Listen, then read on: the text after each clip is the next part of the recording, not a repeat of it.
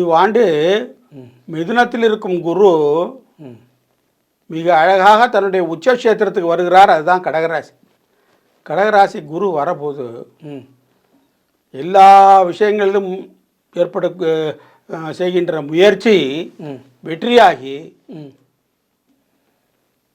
நல்ல விதத்தில் முதலீடு செய்து வெளிநாடுகளில் பணியாற்றக்கூடிய சூழ்நிலை வரும். என்ன காரணம்? நீர்ராசிகள் எல்லாம் வெளிநாட்டை பற்றி குறிக்கும். நீர்ராசிகள் அடிக்கடி வெளிநாடு டிராவல் பண்ணுறாங்க. அதனால தான் அடிக்கடி வெளிநாடு டிராவல் பண்ணுறாங்க. நீர்ராசிகள் யாவும் வெளிநாடுகளை குறிக்கும். மீனம், கடகம், விருச்சிகம். ஆகையினால குரு தன்னோட உச்ச வீட்டில் அமர்ந்து கர்மகாரகன் ஊழியக்காரகன் சனி சம்பந்தம் ஏற்படுவதால்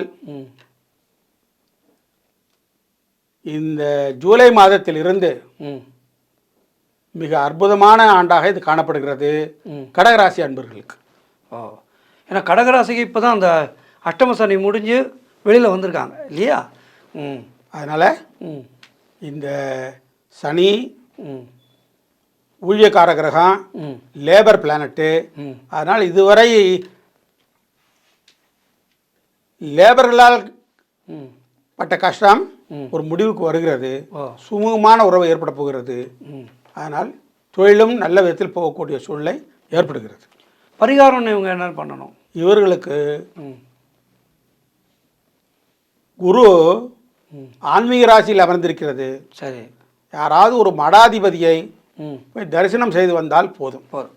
குரு மடாதிபதி.